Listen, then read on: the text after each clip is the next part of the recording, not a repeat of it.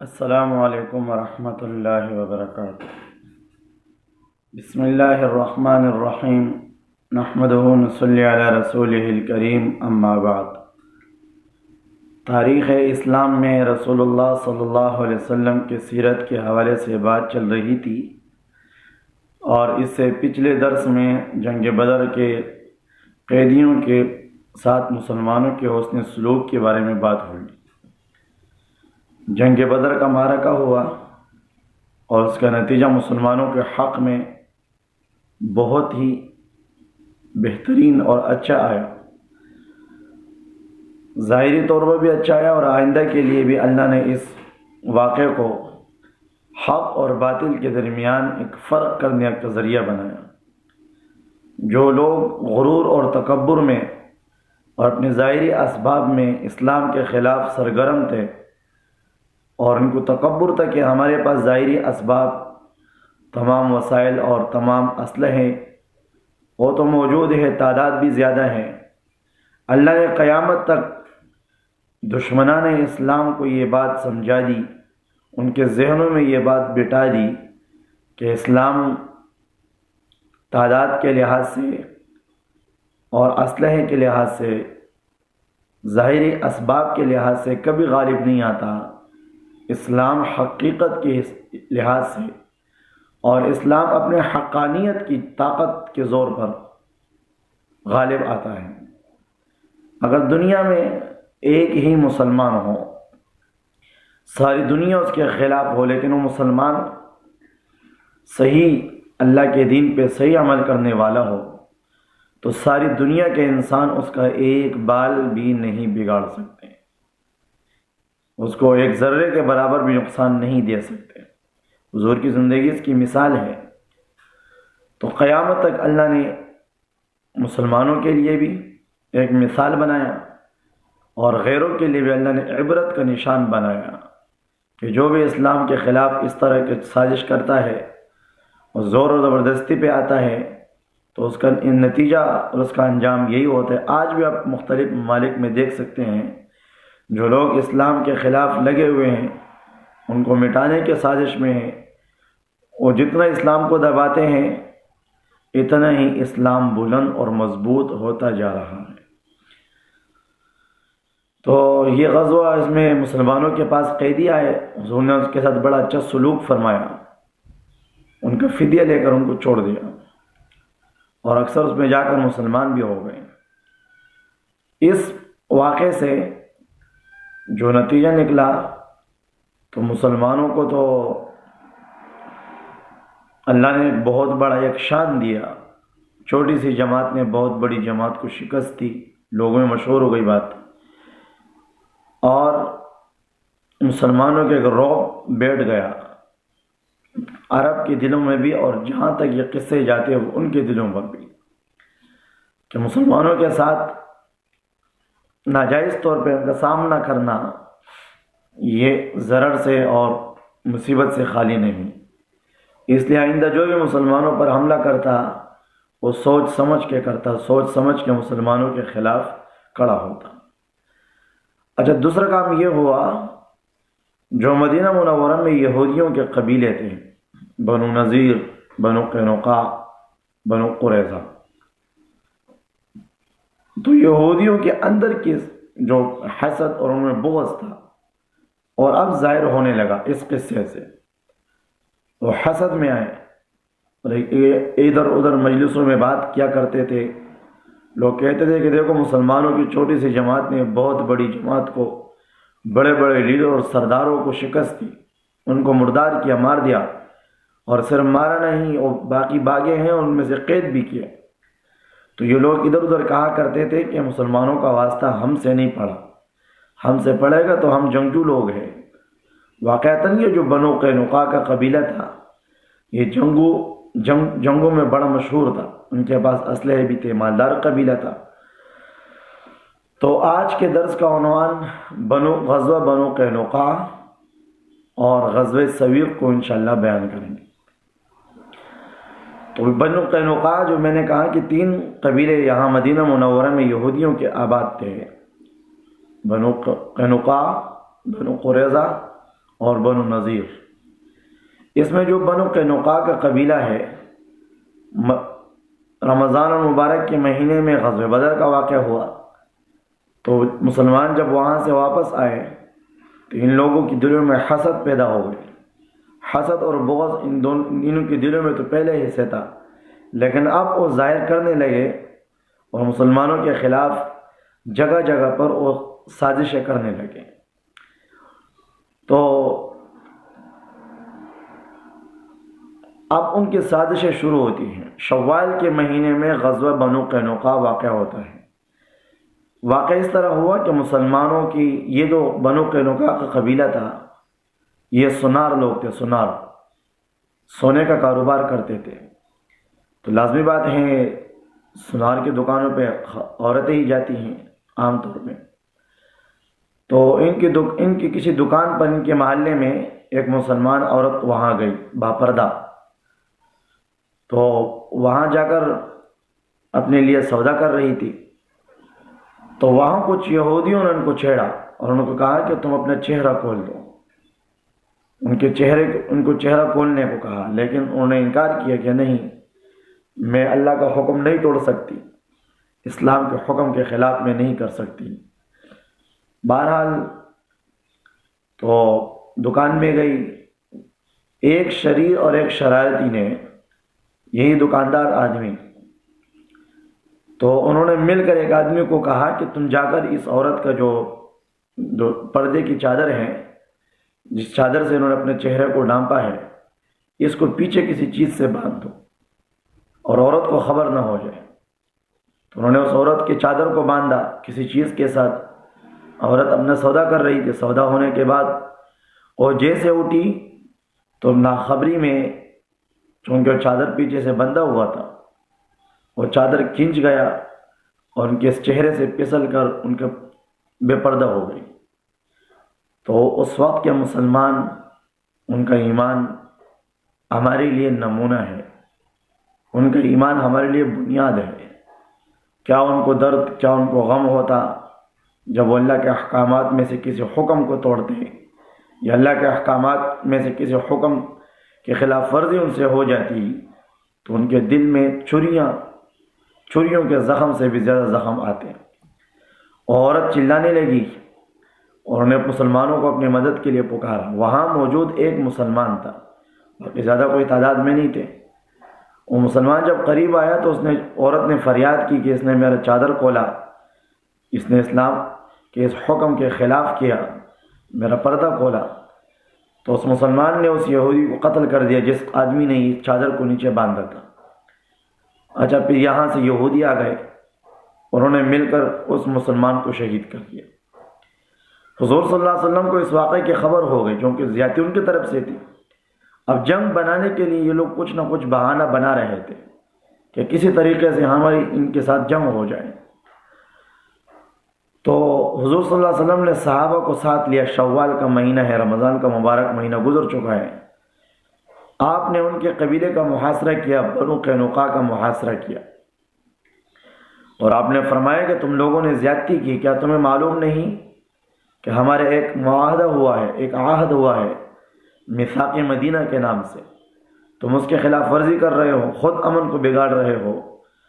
تو انہوں نے کہا کہ آج کے بعد کوئی معاہدہ نہیں، کوئی عہد نہیں، جو ہوا ہے سارے معاہدے اور عہد ختم۔ انہوں نے غرور اور تکبر میں کہا کہ بدر میں جو تم لوگوں کی جنگ ہوئی ہے، وہ تو ایک ناتجربہ کار لوگوں سے تمہارا واسطہ پڑا، عرب جن کو جنگ کرنے کا طریقہ نہیں آتا، اس لیے تم لوگ جیت گئے اور وہ لوگ ہار گئے۔ ہمارے ساتھ تمہارا واسطہ پڑ جائے پھر پتہ چلے گا۔ حضور صلی اللہ علیہ وسلم کو اس واقعے سے بہت زیادہ غصہ آیا، اور آپ آگے بڑھ رہے تھے مسلسل، اور آپ نے چھوڑے نہیں۔ خزرج قبیلے کا جو آدمی تھا، جو خزرج قبیلے سے تعلق رکھتا تھا، رئیس المنافقین، چونکہ خزرج قبیلے کا تعلقات اسلام آنے سے پہلے اس قبیلے کے ساتھ بڑے اچھے تھے، آنا جانا تھا، تو دوستی اور تعلقات کی وجہ سے اور عبداللہ ابن ابی ابن سلول تو منافق تھا، وہ تو اس بہانے کو آڑ بنا کر کہ ہمارے تعلقات ہے حضور کے سامنے آئے کہ حضور آپ ان پر حملہ نہ کریں۔ آپ نے فرمایا کہ میرے سامنے سے ہٹ جا۔ انہیں حضور کا زرہ پکڑا اور چمٹ گیا۔ آپ نے فرمایا کہ میرے سامنے سے ہٹ جا، ان لوگوں کے بارے میں میرے سامنے سفارش نہ کر۔ انہوں نے آج اسلام کو للکارا ہے، اسلام کے خلاف کیا ہے، عہد اور غداری کی ہے۔ مین بات، انہوں نے غداری کی ہمارے ساتھ۔ تو عبداللہ ابن ابی تو نہیں ہٹ رہا تھا، وہ لگا ہوا تھا کہ حضور کس طریقے سے رک جائیں، کیونکہ اندر سے تو یہ خود کافر تھا، یہ خود ان سے ملا ہوا تھا، لیکن ظاہری طور پہ یہ بہانہ بنایا کہ ہمارے قبیلے خزرج کا اس قبیلے کے ساتھ تعلقات ہیں، اس بنیاد پر آپ اس کو نہ ماریں، آپ ان کے ساتھ لڑیں نہیں، ان کو قتل نہ کریں۔ ایک اور صحابی ہے غالباً عبادہ بن صامت رضی اللہ عنہ، غالباً عبادہ رضی اللہ عنہ، تو وہ بھی اس قبیلے سے تھے، تو ان کا بھی ان کے ساتھ تعلقات تھے، جس طرح اس قید کی تھے ان کے بھی تھے۔ انہوں نے آگے بڑھ کر حضور سے عرض کیا، یا رسول اللہ، میں یہ نہیں کہوں گا کہ ہماری ان کے ساتھ تعلقات ہے، آپ پیچھے ہٹے، لیکن میں اس قبیلے کے تعلقات سے بری ہوں، میں کسی طریقے سے ان کی سفارش نہیں کرتا، جو آپ کا حکم ہے آپ اس کو کریں۔ تو حضور صلی اللہ علیہ وسلم نے اسی صحابی کو اختیار دیا کہ آپ ان کے بارے میں فیصلہ کریں، تمہیں اختیار ہے، تم کیا فیصلہ کرتے ہو۔ تو صحابی رضی اللہ عنہ نے فیصلہ کیا کہ ان کو یہاں سے جلا وطن کر دیا جائے اور ان کے اسلحوں کو ان سے لیا جائے، ان کے سواریوں کو اور ان کے اسلحوں کو ان سے لے لیا جائے اور باقی ان کو یہاں سے نکال لیا جائے۔ یہی ہوا، ان کو مدینہ منورہ سے نکال دیا گیا اور یہاں سے جا کر یہ خیبر گئے تھے، خیبر سے بھی نکالا گیا، وہاں سے بعد میں جا کر ان کو جلا وطن کیا گیا، کیونکہ سازش و ٹولہ تھا، اور سازش اور حاسدین کسی جگہ بھی آرام سے نہیں بیٹھ سکتے ہیں اور ان کو کوئی بھی لوگ جگہ نہیں دیتے۔ آج بھی اس سازشی ٹولے کا دنیا کے کسی ملک کے ساتھ ظاہری طور پہ کوئی تعلق نہیں۔ سب لوگ جو اقوام متحدہ کا نظام ہے وہ کوئی بھی اس کو مانتا نہیں، ظاہری طور پہ نہیں مانتا، اندر طور پہ اگرچہ کفر سارے ملت واحد ہے، کافر سارے آپس میں دوست ہیں، بھائی ہیں اسلام کے خلاف، ورنہ وہ بھی آپس میں ایک دوسرے کے دشمن ہیں۔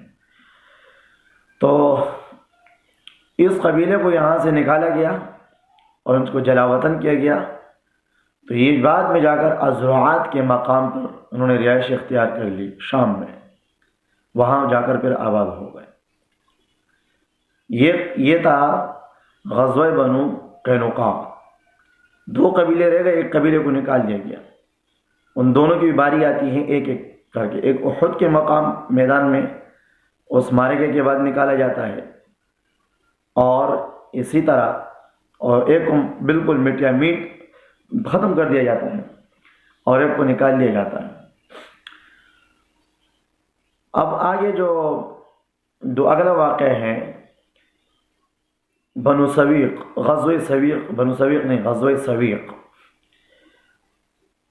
ابو سفیان، اس وقت ابو سفیان مکہ مکرمہ کے لوگوں کا سردار تھا، چونکہ بڑا یہی تھا، تو بڑا ان کا جو امیر تھا، سردار تھا، یہی تھا۔ جو بدر کا واقعہ ہوا تو اس نے قسم کھائی، لوگوں نے ایک تو یہ کام کیا کہ جو قافلہ جو شام سے آیا تھا، جس میں تمام گھرانوں کے اس میں ان کا سرمایہ تھا، ان کے پیسے اس میں شامل تھے، اور چونکہ یہ قافلہ بہت بڑا تجارتی قافلہ تھا، بہت ہی منافع کے ساتھ یہ واپس آیا تھا، تو مکہ مکرمہ کے تمام لوگوں نے وہ سارے پیسے جو کمائی انہوں نے کی تھی اس قافلے سے ابو سفیان کو دے دی، اور کہا کہ اس کو آپ غیر مسلمانوں کے آپ خلاف استعمال کر لو، ان کے ذریعے سے آپ گھوڑے خرید لو، آپ جو ہے جنگجو لوگ خرید لو، جنگجو تیار کرو، اسلحے خرید لو۔ تو وہ سارے پیسے مسلمانوں کے خلاف استعمال کرنے کے لیے ابو سفیان کو دے دیا۔ تو ابو سفیان نے قسم کھائی، تو ان کی ذمہ داری اس وقت جو سرداری کی ذمہ داری تھی، ان کے قانون کے مطابق اس وقت سب سے پہلا ان کا کام یہ تھا کہ اپنے سرداروں کا بدلہ لینا تھا، انتقام لینا تھا مسلمانوں سے کہ اپنے سرداروں کا ہم بدلہ لیں گے۔ اس نے قسم کھائی کہ میں اس وقت تک غسل جنابت نہیں کروں گا اور اس وقت تک سر میں تیل نہیں لگاؤں گا جب تک میں اپنے سرداروں کا بدلہ نہ لوں، میں انتقام نہ لوں۔ تو اس نے اپنے ساتھ تقریباً 200 آدمی اپنے ساتھ کیے اور یہ مدینہ منورہ کی طرف نکلا۔ وہاں جا کر اس نے یہودیوں سے مدد مانگی، بعض نے تو انکار کیا، لیکن اس وقت جو خزانے کے مالک تھے ابن مشکم، یہودیوں کا سردار، اس قبائل کے جتنے خزانے تھے انہی کے پاس تھے پیسے، تو اس نے ان کا استقبال کیا اس یہودی نے، اور مدینہ منورہ کے اندر کے تمام رازیں ان کو بتائی، جو اندر ہی معاملات تھے، مسلمانوں کے معاملات تھے، آنا جانا تھا، راستے تھے، اٹھنا بیٹھنا تھا، اور اوقات کے لحاظ سے جو ان کے کام میں آنے والی چیزیں تھیں وہ تمام رازیں ان کو بتا دی۔ یہ ابو سفیان جب واپس نکلا تو چلتے چلتے مسلمانوں کے چراگاہ پر اس نے حملہ کیا، اور ایک مسلمان جو وہاں اپنے سواریاں جو چرا رہا تھا ان کو وہ شہید کر دیا۔ حضور صلی اللہ علیہ وسلم کو اطلاع ملی کہ ابو سفیان نے ہمارے چراگاہ پر حملہ کیا ہے، تو آپ ان کے تعاقب میں نکلے اور آپ ان کے پیچھے چلتے چلتے بنو سلیم کے محلے تک آپ ان کے پیچھے گئے۔ محلہ بنو سلیم وہ جگہ جہاں مسجد جمعہ ہے، جہاں حضور صلی اللہ علیہ وسلم نے پہلا جمعہ پڑھا تھا، جمعے کی نماز پڑھ کے یہاں مسجد کی تعمیر آج بھی موجود ہے۔ بنو سلیم کے محلے تک آپ ان کے پیچھے گئے، لیکن وہ اونٹوں پر سوار تھے، تو 100 تھے غالباً یا 200 تھے۔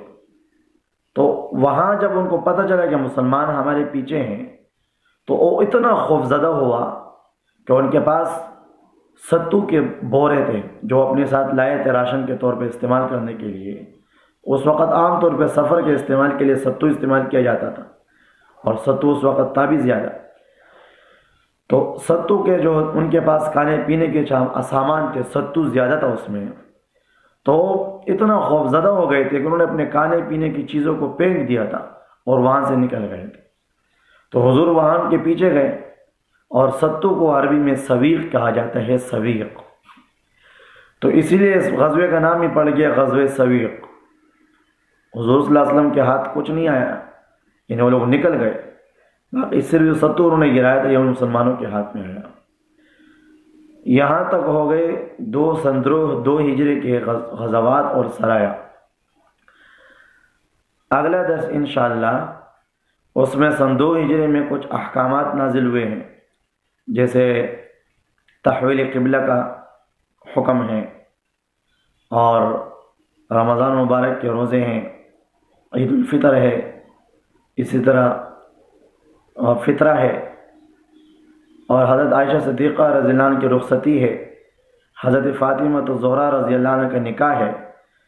تقریباً 5-6 واقعات ہیں جو 2 ہجری میں ہوئی ہیں۔ انشاءاللہ اگلے درس میں اس کو بیان کریں گے، اور پھر 3 ہجری کے واقعات کو انشاءاللہ شروع کریں گے۔